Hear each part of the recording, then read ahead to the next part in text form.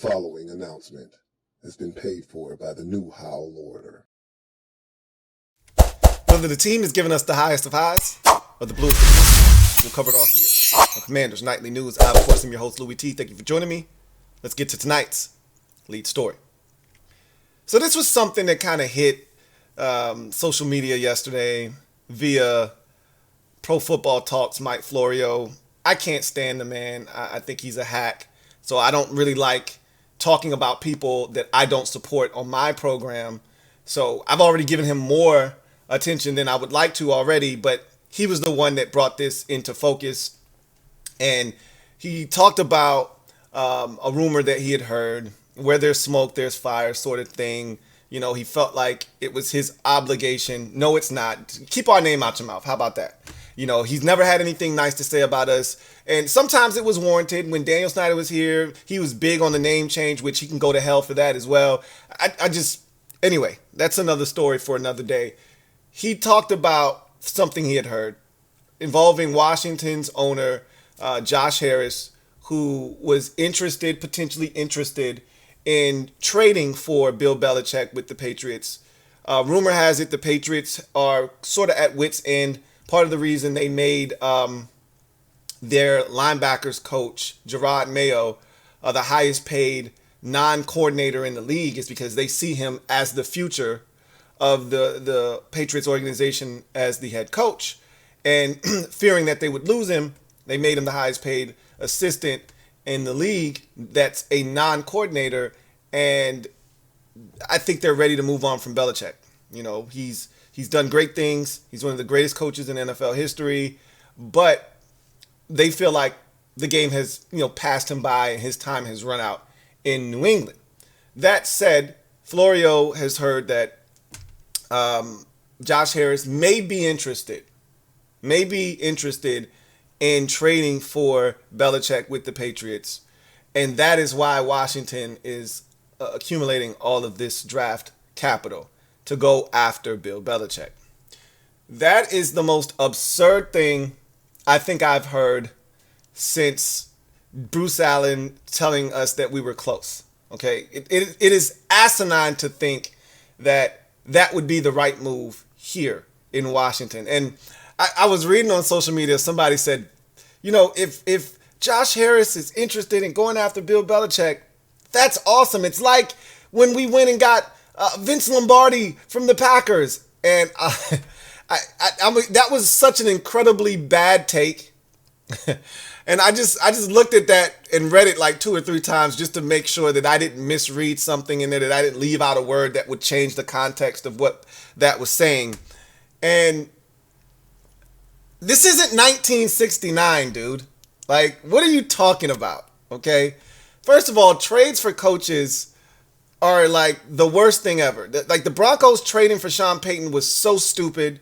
It's yielded them no dividends right now. Maybe it'll pay off for them in the long run, but I'm just not a fan of trading for a coach. It rarely happens in the NFL, and rarely does it work out. Now, it did work out for the Buccaneers trading for John Gruden, but they were on the fringe of winning a Super Bowl, right? They were right there, and they just couldn't get over the hump with Tony Dungy, and then they went and got John Gruden, and he pushed them over the top. That's not where we're at.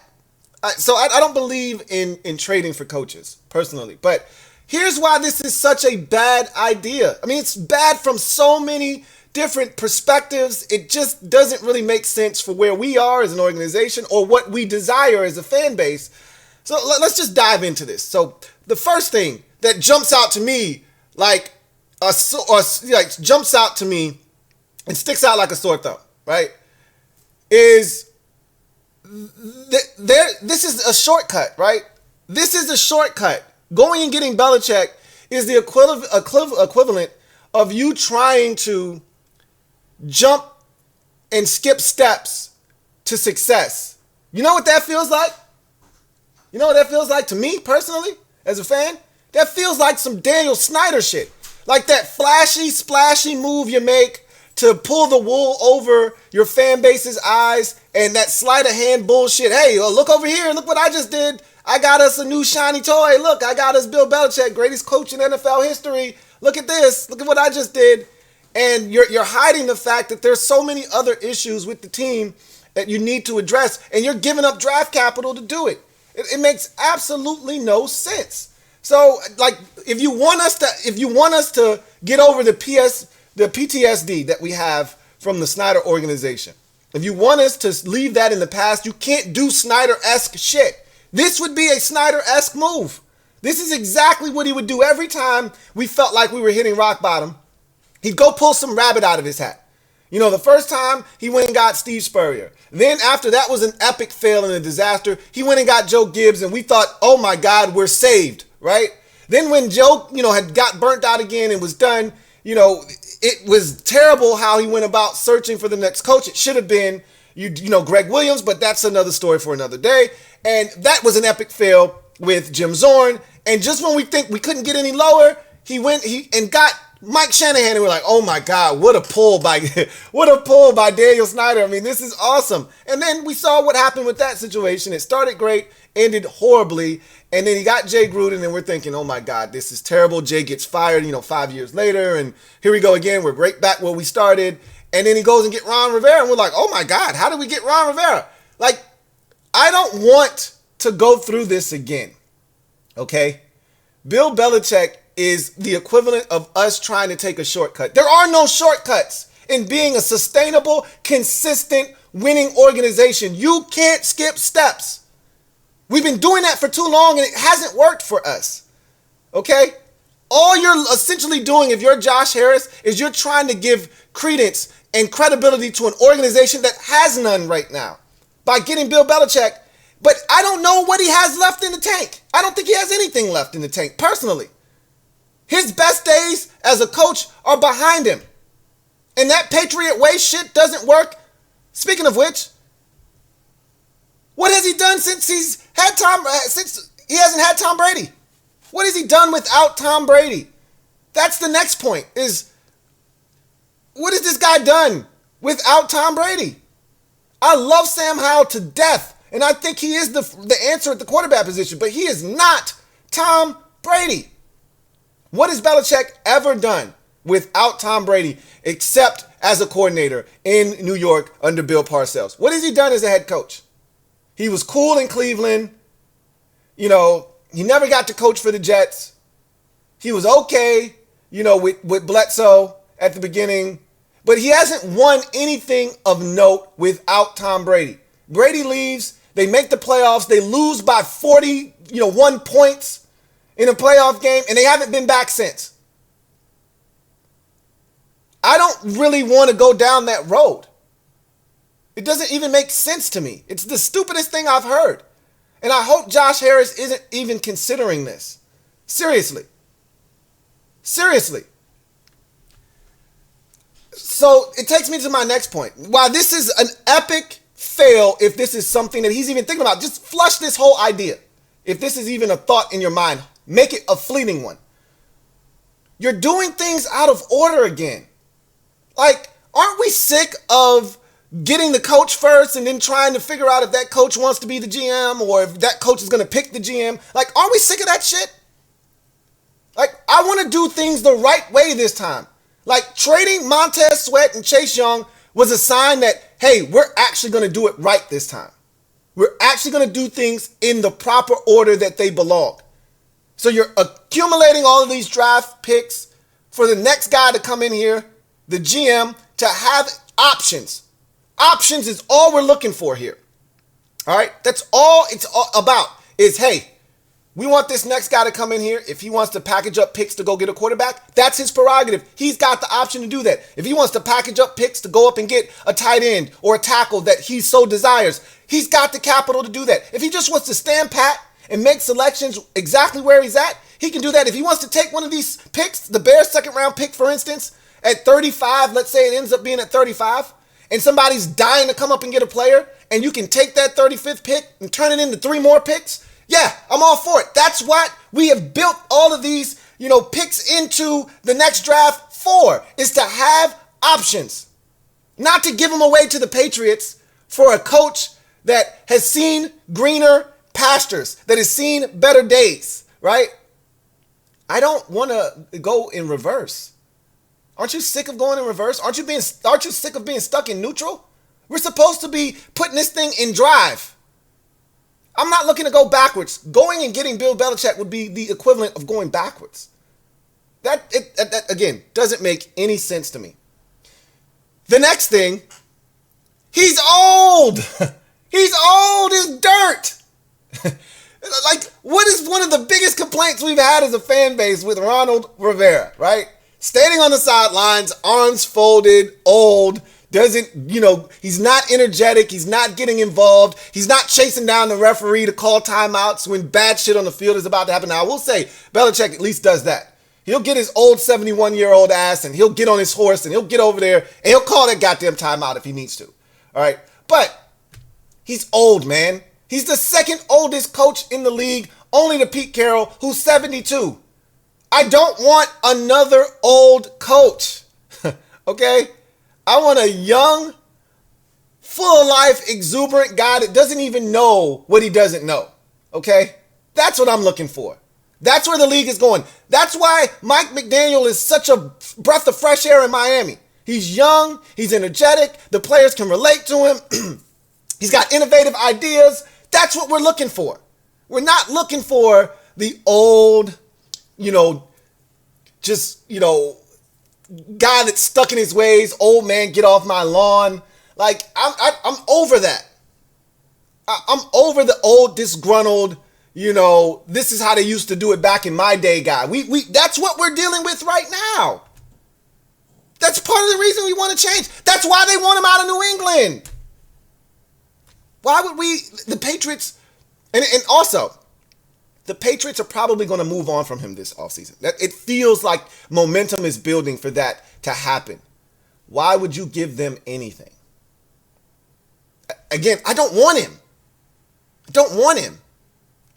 But they're going to get rid of him anyway, and you're going to try to give them something for doing something that they were going to do anyway?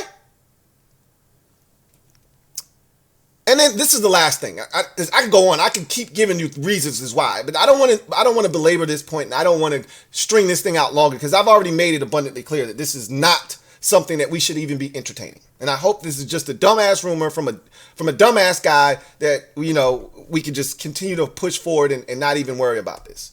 But Bill Belichick has been one of the worst personnel guys in football. The personnel decisions that he has made over the life of his career in New England have been horrendous. He's been really good at taking other teams' retreads or other teams' failed first round, second round, third round pick, grabbing those guys. He's been great at grabbing veterans. When the Patriot way was at its height of superpowers, he was great at going and getting Corey Dillon, who was disgruntled in Cincinnati, or going and getting Randy Moss, who was disgruntled with the Oakland Raiders. He was great at getting Chad Ochocinco or guys like that, and making them conform and fit into the way they do things in New England. He's always been good at getting a Kyle Van Noy, who was a bust of a second-round pick for the Detroit Lions, and shining him up and making him play good. That's always been his thing. And every now and again, he'll hit on a guy or two, a Jamie Collins in the draft in the second or third round. He'll hit on a guy, but he's been good at getting Matthew Judon from the Ravens and making him play his best football. He's never been great at selecting his own guys.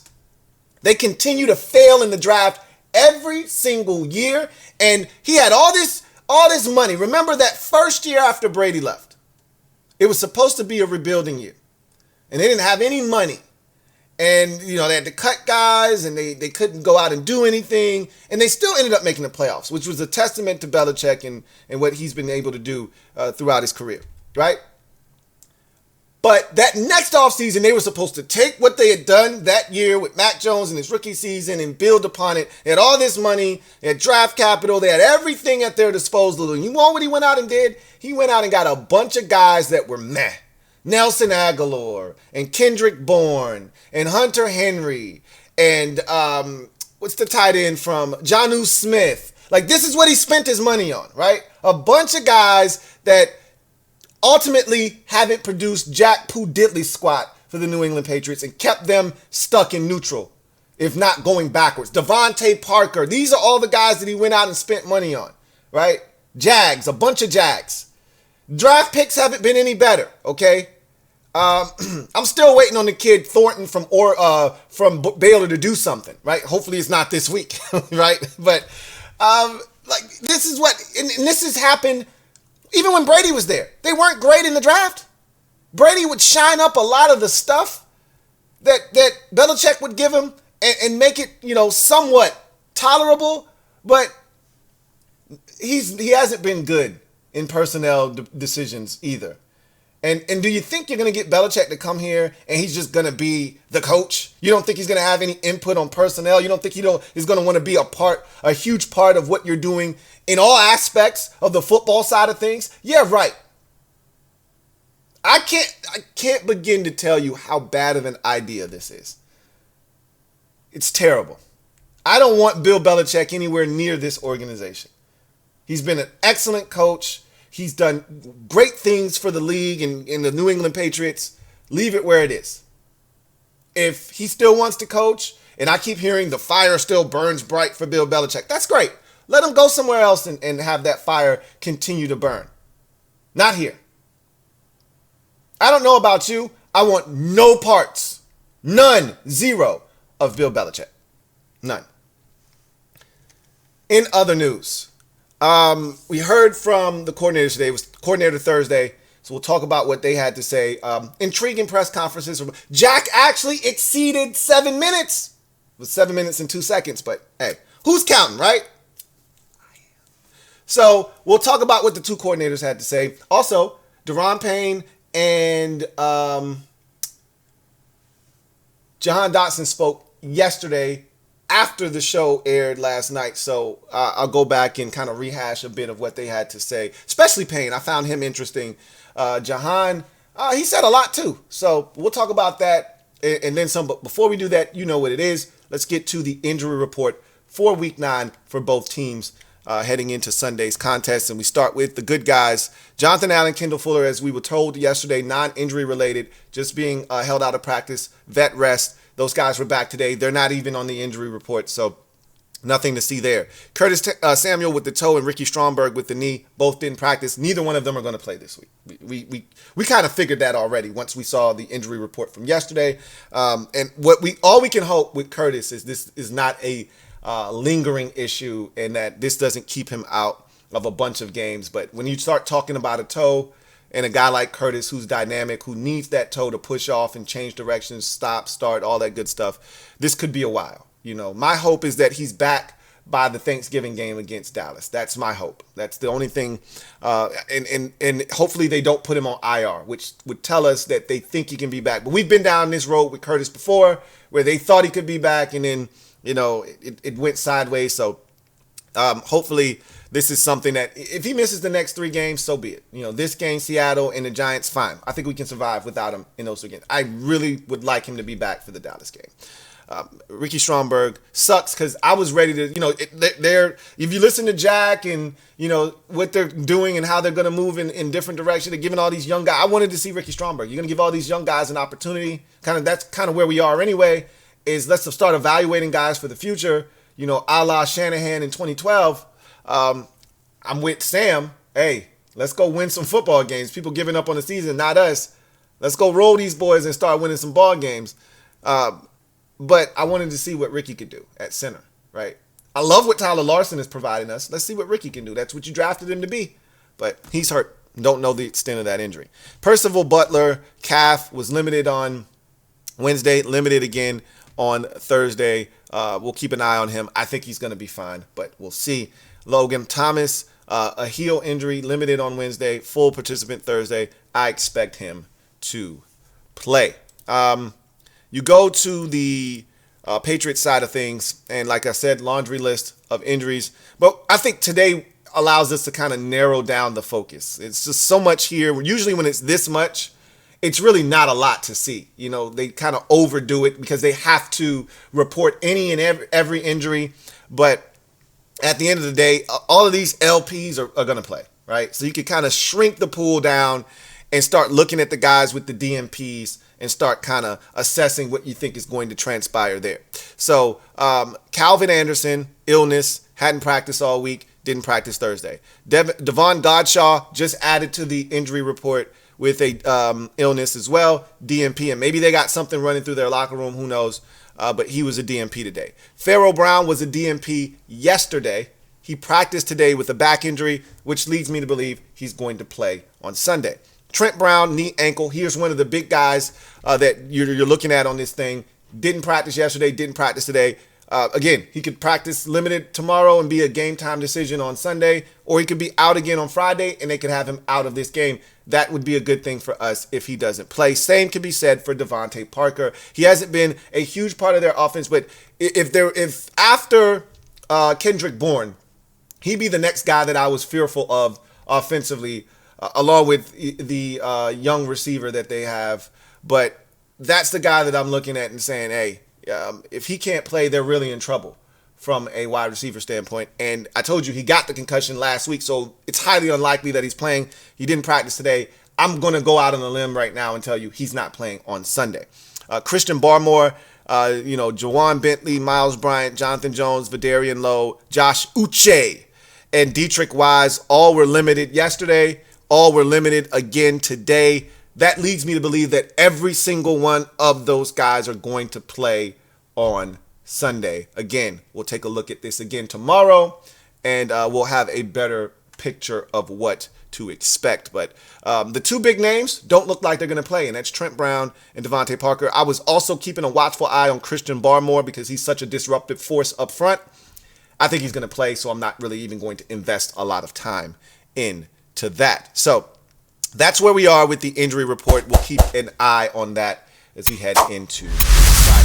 So we heard from the coordinators today. First up, Eric Bieniemy stepped to the podium, and this was one of his better press conferences during the regular season. Shout out to my guy DB, who always hits me up and gives me a EB press conference report. And I told you he's the guy that says that EB is Pastor EB, and he talked about the press conference, and he said he enjoyed it, and I did too. I thought he actually did answer questions today.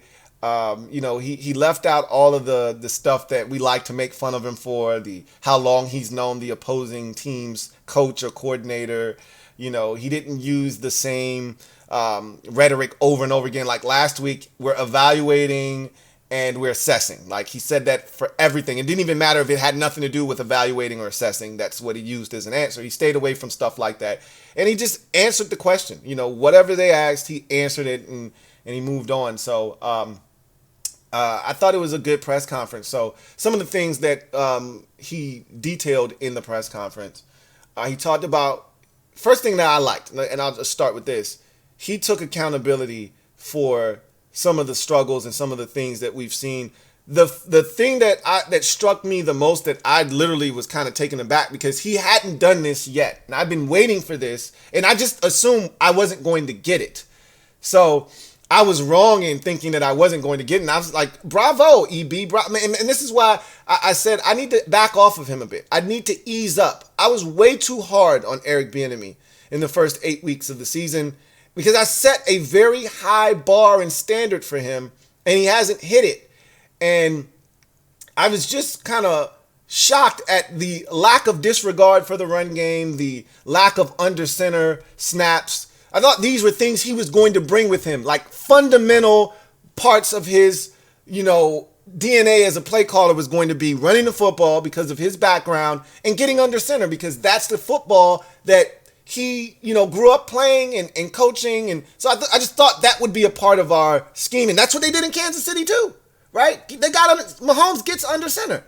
But we just haven't seen a lot of that. And he said, they asked him, what is the basis for your pass-heavy approach? And with your background, the run game not being as prominent, like, what is the basis for that? And he's like, man, blame Andy Reid for that. And he started laughing, and everybody started laughing. I laughed, like, because he's talked about Andy Reid's influence on him. And Andy clearly has had a massive influence on Eric Bieniemy. And he's talked about, the impact that Andy Reid has had on him throughout the season. And this is the first time he said, look, man, I got to be better at calling runs. Like, guys are having good games. They're doing good jobs running the football.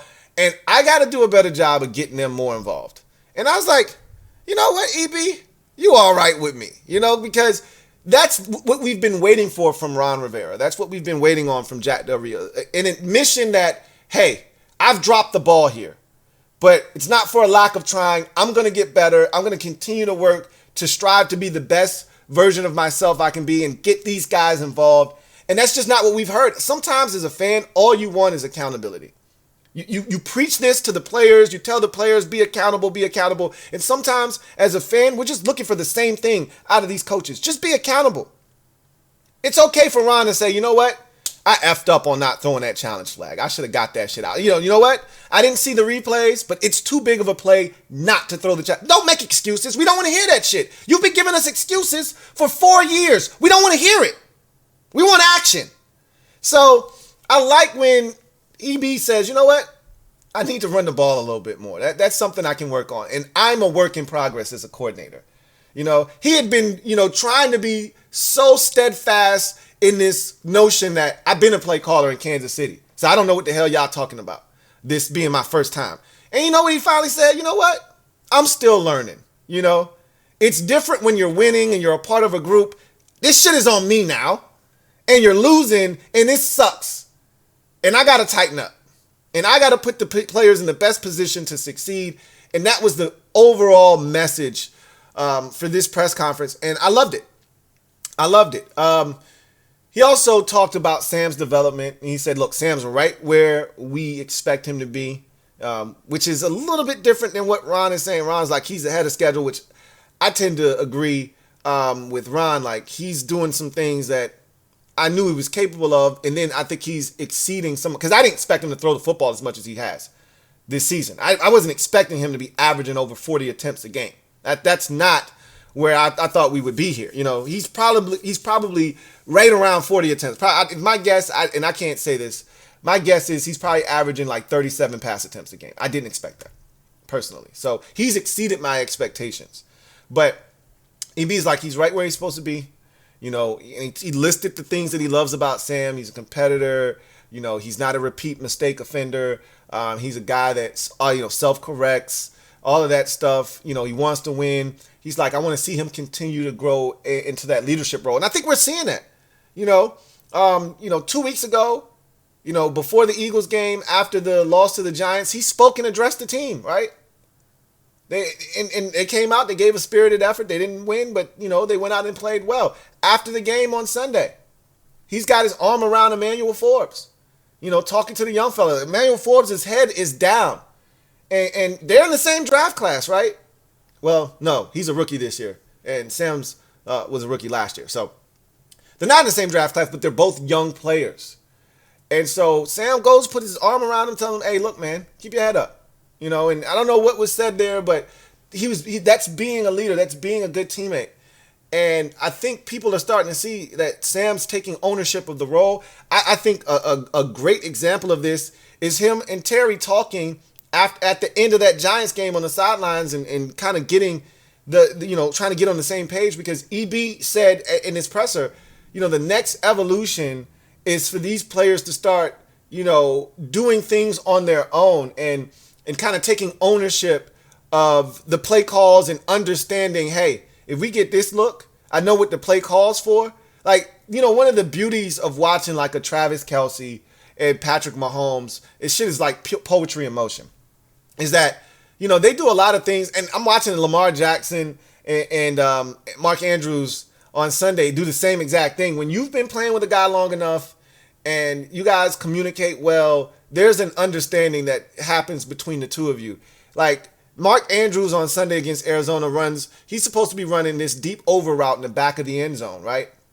And he's like, why am I going to run into the coverage? They're sitting over there, they're waiting on me. I'm just going to stop.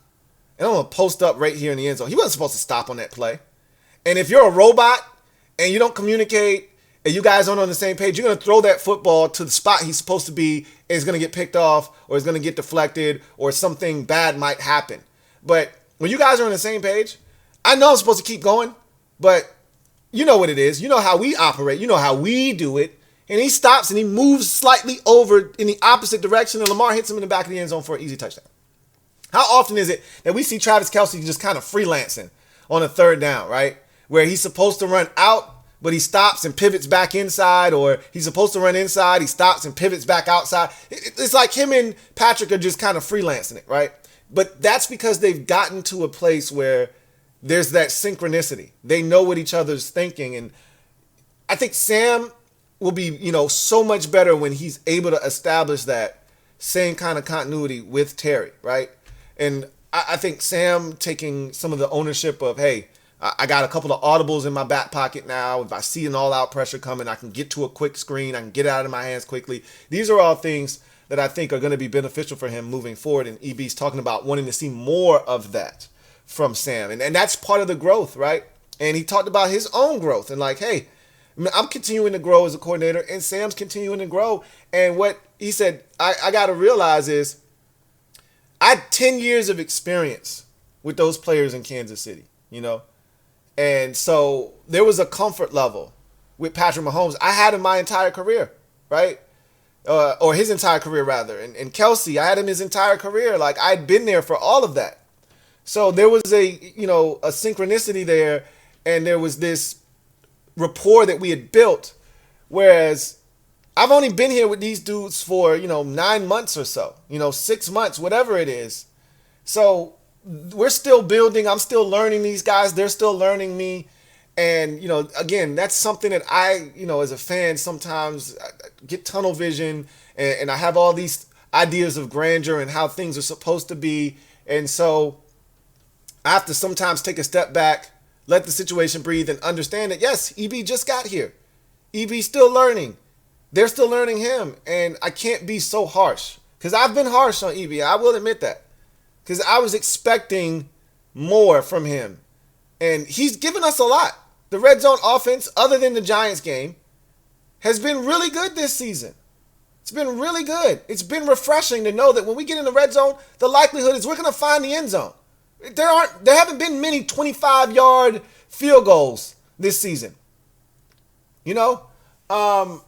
So I think we can be better on third downs, but a lot of that stems from us not taking care of business on first and second down. I think we're going to get better as the season continues to push forward. I think as we continue to, fortify this offensive line, and something EB said is that, hey, these guys played great. I thought the communication up front was better, and he's like, not to disrespect anybody else and not to demean any of the other players, but I thought the communication from Tyler Larson was exceptional. I thought that they played really well. They played like a unit. Now, the question is, can you do it again? That was one game. Can you do it again? And then can you do it again after that? And that's the key. And I've talked about this all season long with this team in particular. Not just the offense, not just the defense, but this team as a whole. Consistency. We lack it on an individual level and as a team. We lack consistency. What do I mean by on an individual level? Joey Sly, for instance. You don't know from week to week what you're going to get from Joey Sly. He can bang it home from 61 like he did last week and not miss a single kick. And then when you really need him, he can miss from 37 yards. And that's the shit that you just don't know. Every week, what are we getting from Joey Sly? Right?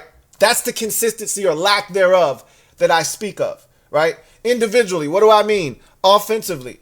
Right? EB had an excellent game plan against the Broncos in week 2. Had an excellent game plan against the Eagles in week 4. Had an excellent first half against the Falcons in week 6. Had an excellent game plan in week 8. What happened in weeks 1, 3, 5, 7? What happened there, right? So individually, he hasn't been consistent, right? So can we be consistent? We haven't even played a full game yet.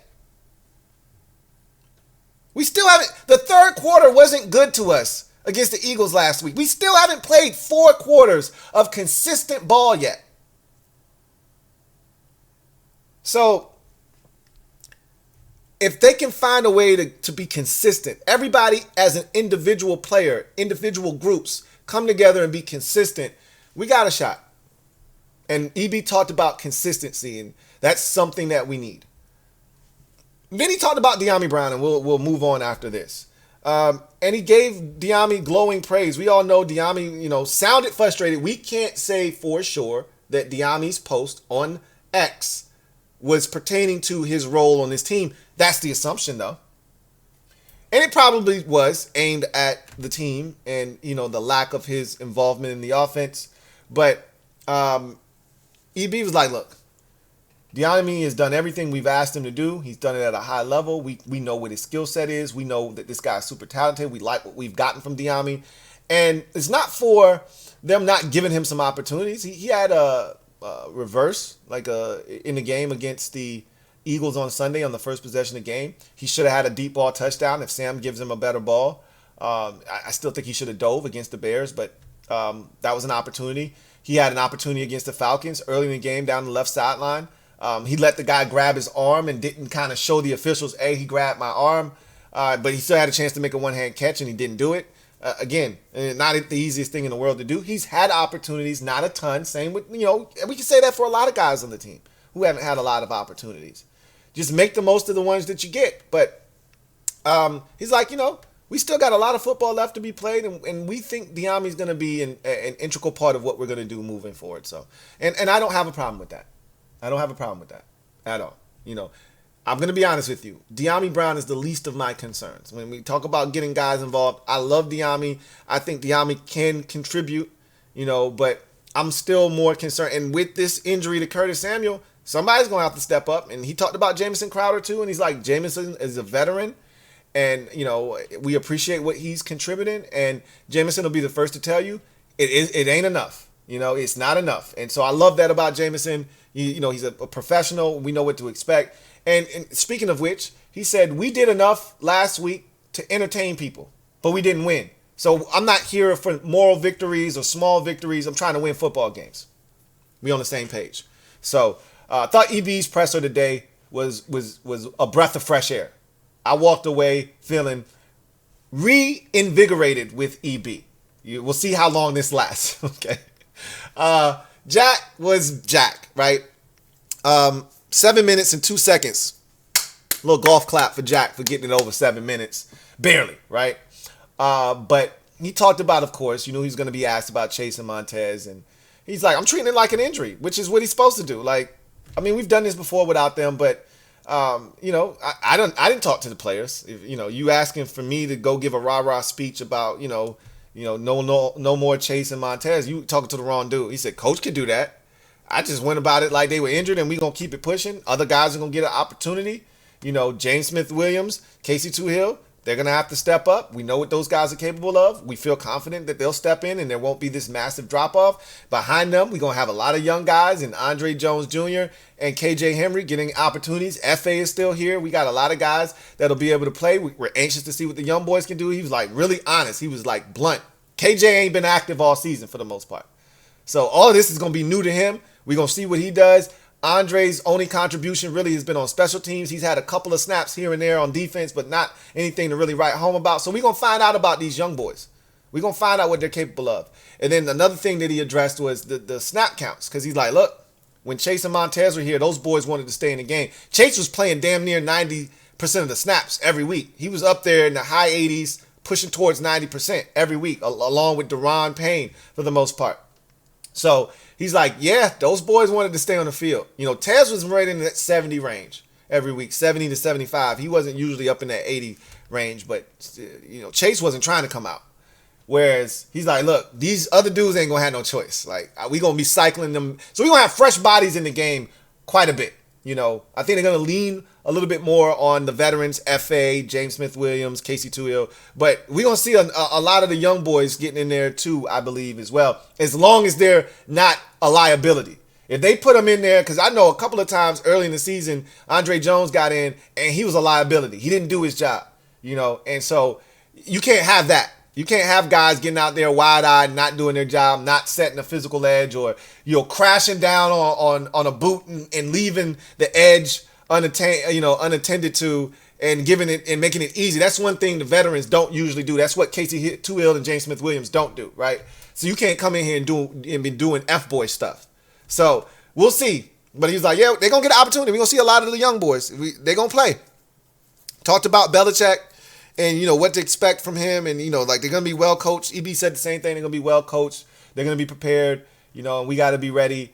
And, yada, yada, yada. And Jack pretty much was like, look, I don't make the decisions. He did say that when we drafted Chase number 2 overall, we didn't expect to be here, but that's the NFL. Such is life. You can't prepare for the injuries. You can't, predict that somebody's going to get injured and miss essentially, the rest of that season and the bulk of the next one too. And that impacts 2 seasons for Chase, not just 1, 2. You would have rather him just got hurt like Nick Bosa did at the beginning of one season and come back and start the next one.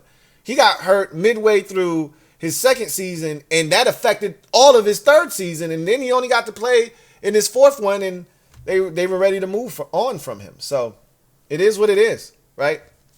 And he's like, yeah, you didn't expect to be at this point, but here we are. They're young guys. Their best football might be ahead of them. We wish them nothing but the best. They were great teammates. They were great players to coach. And we move on. And he did address this, and I think it was him being a politician here and doing a good job of just kind of giving you a blanket statement. But I think in that blanket statement, this is what I do. I draw inferences. I think he was essentially saying, yeah, we're going to get more disciplined play. But he said, hey, we're going to rush his 1. Take it for what it's worth. That was always supposed to be the plan, because generally when you got 4 guys that are all trying to eat, not everybody is on the same page all the time. You're going to get guys doing their job with Casey Toohill and James Smith-Williams out there. They're going to do their job. So anyway, I digress. Let's get to behind enemy lines. So first things first, the Patriots are 3-point favorites in this game. So the Commanders are 3-point underdogs, which kind of felt like that was a little bit disrespectful, but I'm like, no, that's not disrespectful. I got to stop doing that. Vegas knows best, okay? Like, every time I think they're disrespecting us, they turn out to be right. So the Patriots are home. We're not that much better than them. We're just a game better than them. They've been playing good football the last 3 weeks. So they're not the same team that got drubbed 34-0 at home, and the week prior to that, 37-3 on the road at Dallas. They've played competitive football each of the last 3 weeks. They've only won one of those games, but it was against Buffalo, family business. You know how that goes. And it was at home. And if they're going to win games, the likelihood is they're going to occur at home. So I don't blame Vegas for making us 3-point underdogs. We probably should be 3-point underdogs in this game. That said, couple of things stick out like a sore thumb for me with this Patriots football team. And the first thing is, and I've already talked about this, so I don't want to spend a ton of time on it, but expect the unexpected from Bill Belichick. He is one of the best at putting together a game plan that is specific to the opponent that he's playing against. Mac Jones has had a game this season where he's thrown it 54 times, and he's had a game where he's only thrown it, 22 times. And the Patriots have had a game where they've only run it 19 times. They've had a game where they've run it 40 times. And the score really hasn't dictated what they've done on offense. The 54-pass game from Mac Jones was against the Eagles. They weren't down big in that game at all. At one point, they were actually leading. So he didn't have to throw it 54 times. That's the best way they thought they could attack the Eagles' defense, was through the air. And they were right. The Eagles are one of the better run defenses in football.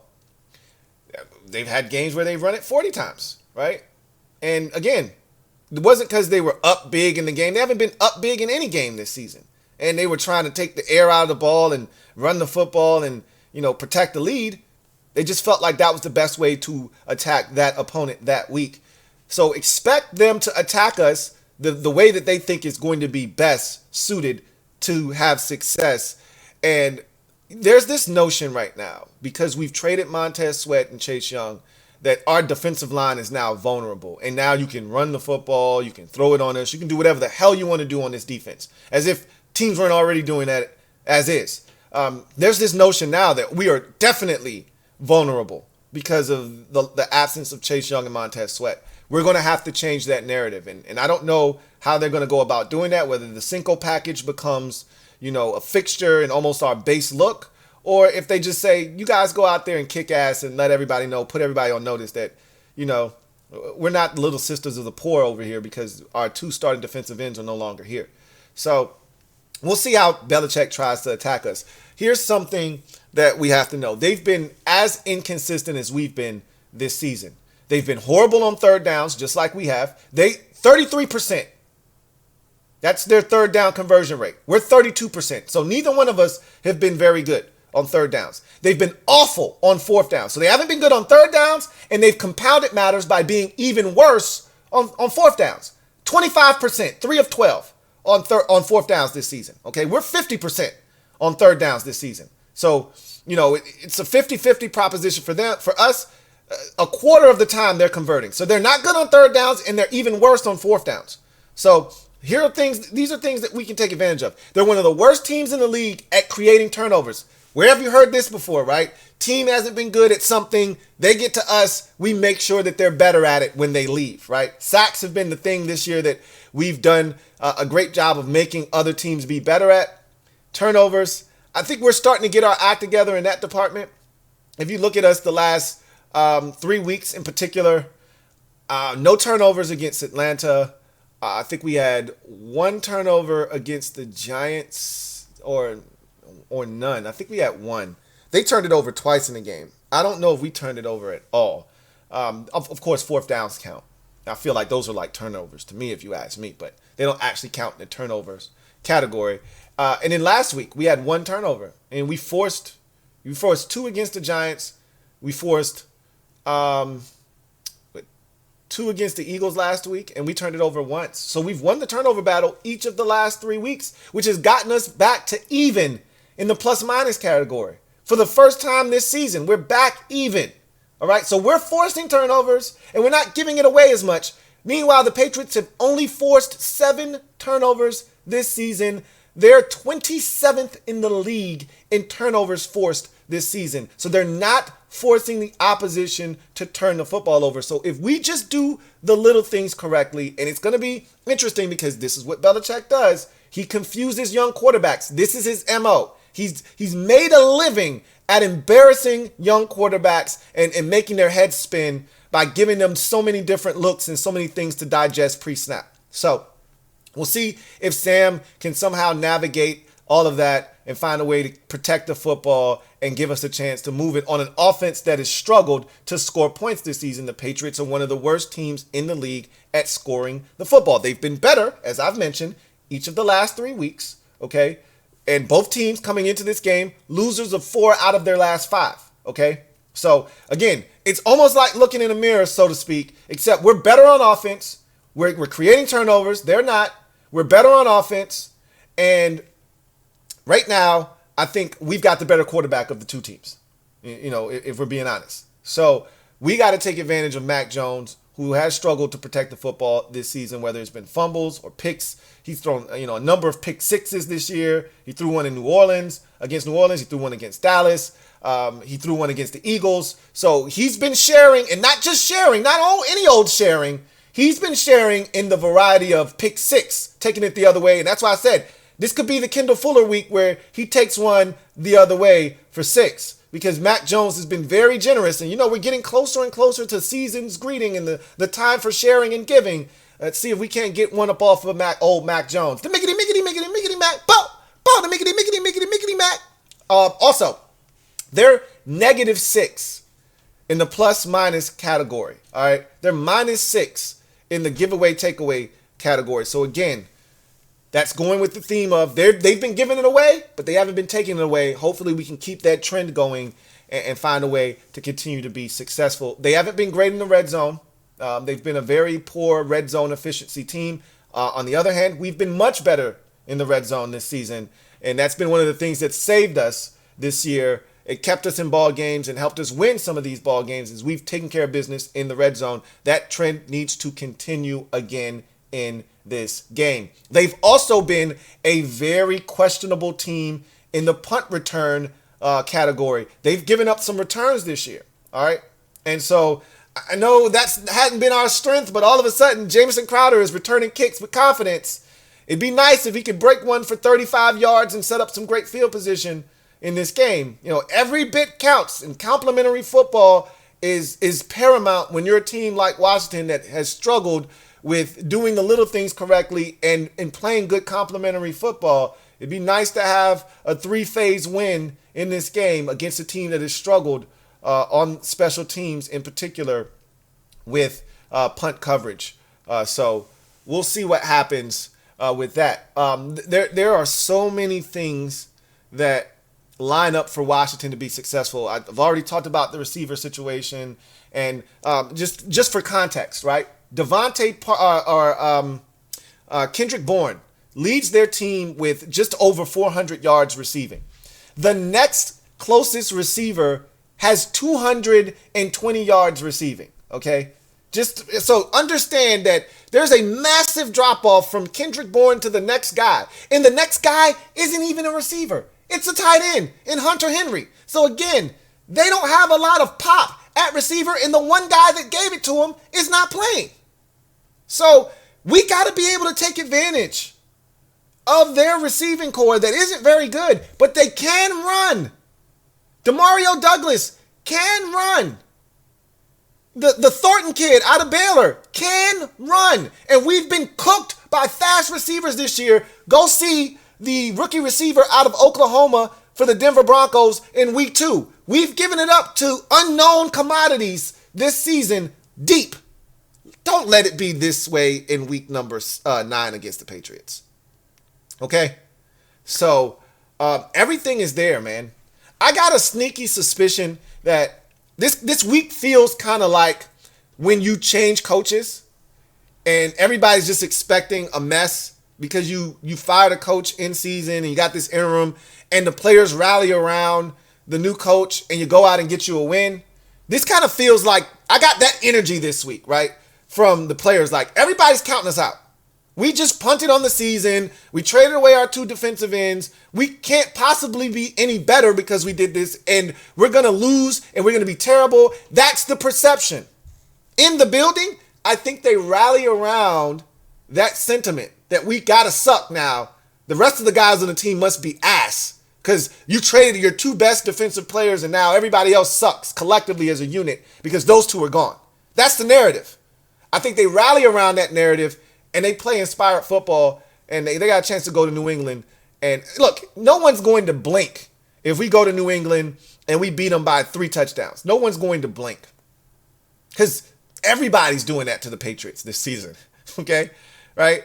Like, not everybody. I'm over-exaggerating. But look, the Patriots suck. They're 2-6. So if we beat them up good, nobody's going to say, oh, look at the Commanders. They're just going to say, oh, okay, the Patriots stink, right? But I'd like to test that theory. I'd like to see what happens. We know better than that, right? We know better than that. If we win, it's not going to be in decisive fashion. But that's all we're looking for is a win. And I think we're going to get it. I really, truly do. You know, all the things are there.